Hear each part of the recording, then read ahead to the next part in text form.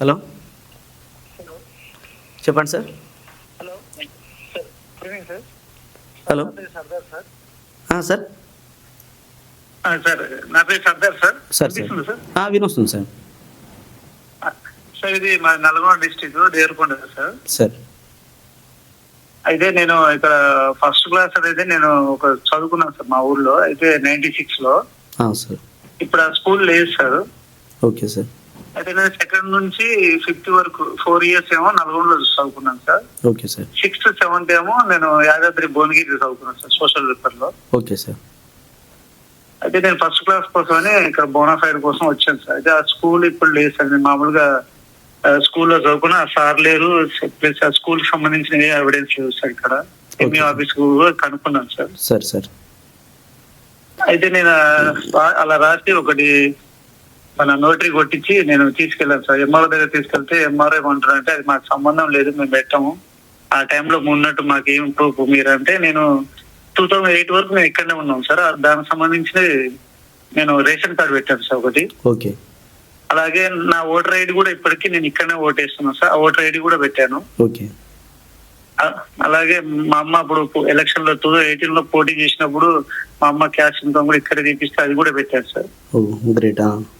ఇంకోటి మా నాన్నది రెసిడెన్సీ ఇక్కడనే కాబట్టి, హౌస్ ఉంది కాబట్టి మా ఊర్లో, ఇదే ఊరు సార్ మాది కూడా. కాకపోతే బతుకు తీరు కోసం మేము హైదరాబాద్కి వెళ్ళి అన్ని అక్కడనే చేసుకున్నాం అనమాట. Okay okay. అయితే ఇక్కడ హౌస్ ఉంది కానీ హౌస్ ట్యాక్స్ కూడా మన పంచాయత్ సెక్రటరీతో రాపించి కూడా అలా పెట్టాను సార్. Okay great. ఇంకోటి నా ల్యాండ్ కూడా నా పేరు మీద ఉన్నది కూడా అది కూడా పెట్టాను సార్. అయినా కూడా వాళ్ళు అసలు యాక్సెప్ట్ చేస్తలేదు సార్. అసలు అంటే ప్రాబ్లం ఏంటి, ఏమంటారు వాళ్ళు? ఏంటంటే మీకు రెసిడెన్సీ ఇస్తే నేను ఎట్టిస్తాను, నాకేంటంటే ఆధార్ కార్డు కావాలి. ఇప్పుడు ఇక్కడ ఉన్న నాకు ఏంటంటే వాళ్ళు ఏమంటారు అంటే సార్, రేషన్ కార్డు అయితేనే నేను మీకు ఇప్పుడు ఇవ్వగలుగుతానని అంటారు సార్. అప్పటి రేషన్ కార్డు మనం ఇక్కడ ఉన్న రేషన్ కార్డు కాదు, అప్పుడున్న రేషన్. అదే సార్ 96 లో నేను ఉన్నాను మేడం. 2008 వరకు నా రేషన్ కార్డు ఇక్కడనే ఉంది కదా, నాకు కావాల్సింది అప్పటిది కదా అని అడిగాను నేను. అయితే లేదు మేము ఇవ్వము అంటే జీవో 124 128 కూడా చెప్పాను సార్ నేను. ఓకే. అప్పుడు కూడా వినిపించుకుంటలేరు, మాకు సంబంధం లేదు, మేము ఇవ్వము, మాకు ఇష్యూ అవుతుంది, మీకు రేపు ఏమైనా జాబులు ఏమొచ్చినా కానీ మా జాబులు పోతే అంటారు. నేను అప్పటికి స్కూల్ కూడా కనుక్కున్నాను సార్ వాళ్ళకి. స్కూల్ కనుక్కోమన్నాను సార్. పంచాయత్ సెక్రటరీతో చెప్పించాను సార్. మా ఊరు సర్పంచ్ మా బావని వాళ్ళతో కూడా చెప్పించాను సార్. అయినా కూడా వింటలేదు సార్. ఒకసారి మీరు ఒక పని చేయండి సార్, డైరెక్ట్ గా ఇవన్నీ పట్టుకొని కలెక్టర్ గారిని సోమవారం రోజు ప్రజావాణి ఉంటది కదా, కలెక్టర్ గారి దగ్గరికి వెళ్ళండి. ఎందుకంటే వాళ్ళు డిస్ట్రిక్ట్ మెజిస్ట్రేట్ అండ్ వీటిపైన పూర్తి అవగాహన ఉంటుంది, పూర్తి నాలెడ్జ్ ఉంటుంది సార్ వాళ్ళకి.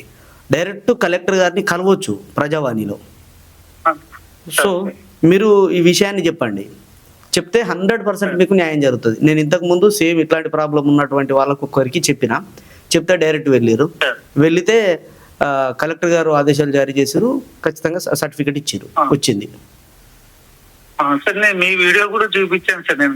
అంటే మనం అథెంటికేట్ కాదు కదా సార్. కాదు, వాళ్ళు ఎవరో గాయనే చెప్తే నేను ఇస్తాను అంటారు కదా సార్. వాళ్ళు నేను చెప్పేది కూడా ఈ రెసిడెన్సీ అంటారు తప్ప రెసిడెన్సీ వేరు, ఈ రెసిడెన్సీ కూడా వినిపించుకుంటలేదు సార్ అసలు. అంటే సరే, అంటే కొంతమంది ఇక మనం తప్పు పట్టలేం సార్. వాళ్ళు ఏంటంటే వాళ్ళ పరిధిలో వాళ్ళు ఉంటారు, వాళ్ళని కూడా మనం తప్పు పట్టలేం. ఇక వాళ్ళ పరిధి చూసుకుంటారు. సో మనం వాళ్ళని ఎవరిని తప్పు పట్టలేం. ఒకసారి ప్రజావాణికి వెళ్ళి చెప్తే వాళ్ళు ఖచ్చితంగా మీరు రాసిచ్చేది ఎట్లుండాలంటే, నేను టీజీపీఎస్సీ ఓటీఆర్ చేసుకునేందుకు సమయం లేదు, నేను ఇంత తిరిగినా నాకు సర్టిఫికెట్ వస్తలేదు, ఒక నిరుద్యోగిని, నా యందు దయచేసి నాకు ఈ రెసిడెన్సీ సర్టిఫికెట్ ఇప్పిస్తే 25 లోపు ఓటీఆర్ ఎడిట్ చేసుకోవడానికి అవకాశం ఉన్నది కాబట్టి నేను చేసుకుంటా, లేదంటే నేను ఉద్యోగాలకు ఎలిజిబిలిటీ అయ్యేటువంటి దాన్ని కోల్పోతా, నాన్ ఎలిజిబుల్ అవుతా, అన్ఎలిజిబుల్ అవుతా, అసలు నాకు దీనికి పనికి రాకుండా పోతా. సో నాకు లోకల్ క్యాండిడేట్ లాగా పరిగణించేటువంటి ఈ రెసిడెన్సీ సర్టిఫికెట్ ఇప్పియండి అని చెప్పేసి మీరు రిక్వెస్ట్ చేసుకోండి. సార్ నేను ఇప్పుడు ఇక్కడ స్కూల్లో చదువుకునే పలానా సార్ పేరు కూడా రాయవచ్చా అక్కడ? రాయొచ్చు, ఎంక్వైరీ చేసుకోమన్నా, ఎంక్వైరీ చేసుకుంటారు, రాయొచ్చు. వివరాలు అన్ని చెప్పండి. ఒక్కటే, తప్పులు చెప్పొద్దు, అబద్ధాలు చెప్పొద్దు, లేనిది చెప్పొద్దు, ఉన్న విషయం ఉన్నట్టు చెప్పాలి, రిక్వెస్ట్ చేసుకోవాలి, అంతకు మించి ఏం లేదు. ఎందుకంటే పాపం వాళ్ళకు కూడా పర్ఫెక్ట్ గైడ్ లైన్స్ ఏం లేవు. ఇట్లాంటి వాళ్ళకి జ్యూస్ ఇవ్వాలని, వాళ్ళని కూడా తప్పు పట్టడానికి లేదు. ఆర్డీఓ ఆఫీస్కి వెళ్ళాను సార్, మీకు కాల్ చేసినాను నేను సాయంత్రం 5 గంటలకు. ఆర్డీఓ ఆఫీసర్ డిఓ కలిసారు సార్. ఓకే. వాళ్ళు ఏమంటారు అంటే డైరెక్ట్ ఇవ్వలేరు బాబు, మీరు ఏంటంటే మండల ఎంఈఓ దగ్గరికి వెళ్ళేసి మీ స్కూల్ ని విజిట్ చేసినట్టుగా తెలుసుకున్నట్టుగా, అలాగే నీతో పాటు చదువుకున్నట్టుగా 4-5 అడిగినట్టుగా ఒక లెటర్ రాస్తే ఏంటంటే మేడం కూడా ఒక ఆఫీసర్ నుంచి వచ్చింది ఆ సర్కిల్లో, ఇప్పుడు ఎడ్యుకేషన్ సంబంధించిన ఎంఈఓ కదా సార్, అవును, మా దగ్గర లేదు, రికార్డ్స్ లేదని, ఆ స్కూల్ ప్రైవేట్ అప్పుడు ఉండేది, అది మూతపడి దానికి సంబంధించిన ఎవిడెన్స్ ఏమి లేవు మేడం అని చెప్పేసి మేము కూడా ఎంక్వైరీ చేసినది, ఒక లెటర్ రాయించుకుంటే కూడా మేడం పెట్టే అవకాశం ఉంది అని అన్నారు సార్. పర్లేదు. ఇప్పుడు ఎవరి సలహాలు వాళ్ళు ఇస్తారు సార్. ఇప్పుడు నేను ఇచ్చే సలహా ఏంటంటే అందరికంటే మనలాంటి వాళ్ళకు ప్రజావాణి అనేది లాభం జరుగుతుంది అనే ప్రజావాణి ఉంది కదా. మనకు కూడా టైం లేదు సార్. ఎస్, ప్రజావానికి వెళ్తే ఇదే విషయాన్ని చెప్పండి. 25 వరకే అవకాశం ఉంది.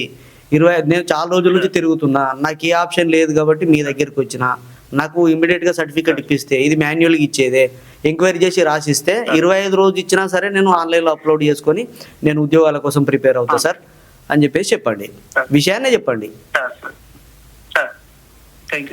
ఓకే సార్, ఖచ్చితంగా హెల్ప్ఫుల్ అవుతుంది సార్ మీకు. Okay sir. నాకైతే 4 years అయితే నేనేమనుకున్నాను సార్, టీఎస్పీసీ దగ్గరికి వెళ్ళిపోతే అయిపోతే అనిపిస్తుంది సార్ నాకు. వద్దు సార్. ఇప్పుడు వాళ్ళు అప్పట్లాగా లేదు, టీజీపీఎస్సీ అవసరం లేదు వెళ్ళడము. వాళ్ళు ఏం చేయరు, అందులో ఉన్నది అప్లోడ్ చేయండి బాబు, నోటిఫికేషన్ వచ్చినప్పుడు చూసుకుందాం, అది ఖచ్చితంగా బాబు అని చెప్తారు. వాళ్ళని ఏం రిక్వెస్ట్ చేయలేము సర్టిఫికేట్ వెరిఫికేషన్ టైంలో తప్ప. ఇప్పుడు మనం ఏం అడగలేము, ఏం అనలేము. మనం తప్పు చేయలేము, పెట్టలేము కదా సార్. ఏదైనా వైట్ పేపర్ పెట్టేసి 100 మంది అంటే వైట్ పేపర్ పెట్టేసి అది తప్పు అవుతుంది కదా. అది తప్పు అవుతుంది కదా. ఇప్పుడు ఇది ఎడిటేబుల్ అంశం అయితేనేమో నేనే పెట్టమని చెప్పదు, తర్వాత ఎడిట్ చేసుకుందామని. 1 to 7 అనేది ఎడిటేబుల్ అంశం కాదు. ఒకసారి చేసుకున్నామంటే నాన్ ఎడిటేబుల్, దీన్ని ఎడిట్ చేసుకోవడానికి అవకాశం లేదు. సో ఒక్కరోజు లేట్ అయినా సరే ప్రజావాణిలో కలవండి, కలెక్టర్ గారిని నేరుగా కలవండి. ఒకవేళ అక్కడ కలవకపోతే అపాయింట్మెంట్ తీసుకోండి. నా స్టడీ ఇష్యూ గురించి సార్ని కలవడానికి వచ్చినా అని చెప్పేసి అక్కడ పిఆర్ఓలు కానీ పిఎల్ కానీ ఎవరు ఉంటారు అక్కడ కలెక్టర్ సంబంధించిన ఆఫీస్కి వెళ్ళి కలిస్తే నిరుద్యోగుల కంటే ఏ కలెక్టర్ అయినా టైం ఇస్తాడు. సో ఒకసారి కలిసి ప్రయత్నం చేయండి, కలిస్తే డైరెక్ట్ మీకు ప్రాబ్లం సాల్వ్ అయిపోతుంది. Okay sir. ఇలాంటి సమస్యలు ఉన్నాయి. నేను వీడియో రికార్డ్ చేసుకునేటప్పుడు కాల్ వచ్చింది, తన సమస్య ఏందో వినిపిద్దామని చెప్పేసి మీకు వినిపించిన. కాల్ మీ ఫర్ యాప్ నుండి కాల్ చేస్తున్నారు. మీకు ఏమైనా డౌట్స్ ఉంటే మీరు కూడా కాల్ మీ ఫర్ యాప్ నుంచి కాల్ చేసి మాట్లాడవచ్చు.